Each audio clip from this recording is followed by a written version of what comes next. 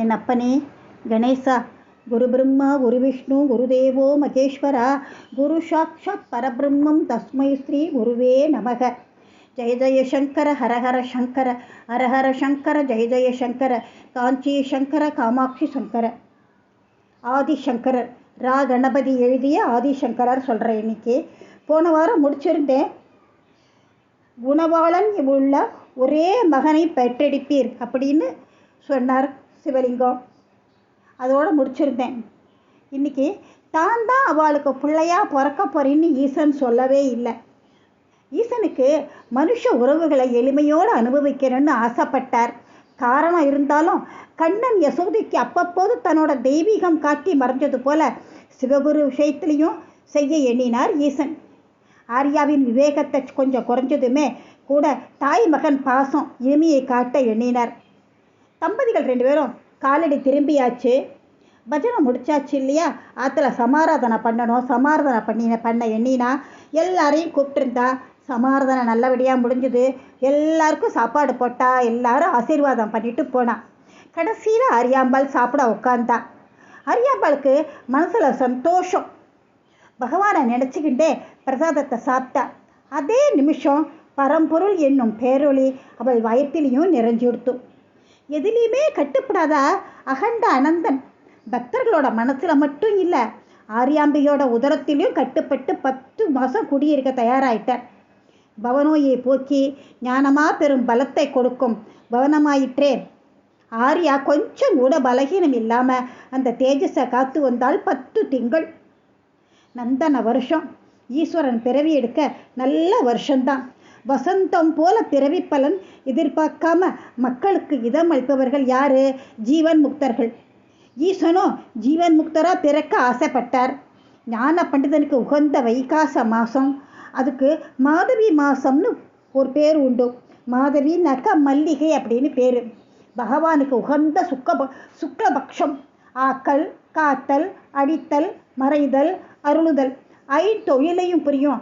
அந்த 5 முகத்தானுக்கு 5 அக்ஷரத்தானுக்கு பொருத்தமான பஞ்சமியில சூரிய நாராயணன் உச்சியில சஞ்சரிச்சுருக்கார். நண்பகல் அன்னைக்கு நடராஜ பெருமானுக்குரிய ஆதிரை நட்சத்திரம், அதாவது ஆருத்ரா. ஆதிரை அதற்கிசைய உண்மையாகவே நீரால நனைச்சு அபிஷேகங்கள் செஞ்சுட்டு இருக்கார் சிவகுரு. அண்ட பிண்டம் எல்லாத்தையும் ஈஸ்வரனாகவே காணும் ருத்ரத்தை ஜபித்தபடி அபிஷேகம் செஞ்சுட்டு இருந்தார். அன்னைக்கு எதனாலேயோ அவரோட மனசும் சரி கண்களும் வழக்கத்தோடு அதிகமாகவே நினைய ஆரம்பிச்சது. அதாவது இன்பம் எனக்கு கிடைக்கட்டும் அப்படின்னு சமக மந்திரத்தோடு அபிஷேகத்தை ஆரம்பிக்கிற போதே அவரோட மனசு கரைய ஆரம்பிச்சுது.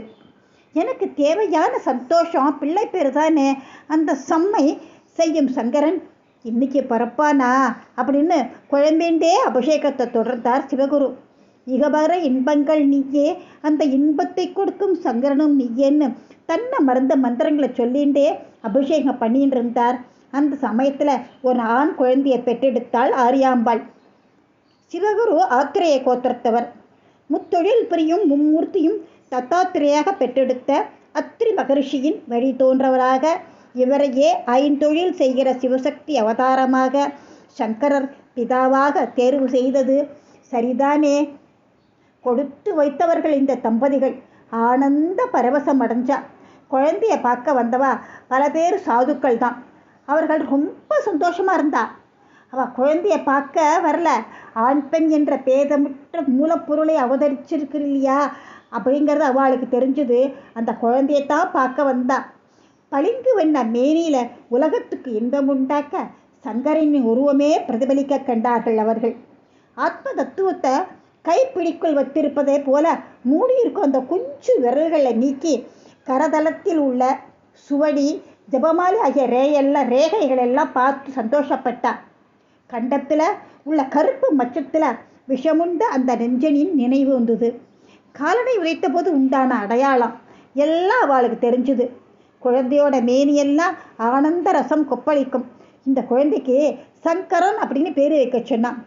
அபிஷேக சமயத்தில் ருத்ரத்தை பாராயணத்தில் சங்கராய நமக அப்படின்னு சொன்ன போது அதே சமயத்தில் குழந்தை பிறந்ததால் அவரும் சங்கரன்னு பேர் வைக்கத்தான் நினச்சார். பிறந்த நாளை ஒட்டி நாமகரணம் செய்யும் சம்பிரதாயம் கேரளத்தில் உண்டு.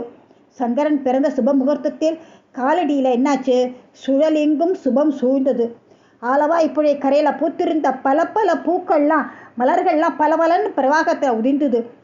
அந்த மென் மலர்களை அடிபட்டு வாடக்கூடாது இல்லையா, அதனால அலைகள்லாம் அடங்கி ஓடிட்டு. நீர்நிலையை தேடி வந்த புலியும் மானும் ஒன்றோடு ஒன்று உரசிண்டு திணைவதியிருந்து கொண்டன. வேங்கை வேழத்தை நக்கி கொடுத்தது. ஹோம குண்டலத்தில் அக்னி பிரதட்சணமாக சுழண்டு எரிஞ்சுது. முனிவரின் இதய கமலங்கள் மடல விழுந்து மலர்ந்தது. பக்தர்களோட உள்ளங்கள்லாம் இனம் தெரியாத இனிமையை சுவைத்தது. ஆனால் அந்த பொழுதில் சில இதயத்தில் திகில் சூழ்ந்தது. அவளோட அறிவு தடுமாறியது. அவள் கையில் இருந்த சுவடிகள் தானாகவே கீழே விழுந்தது.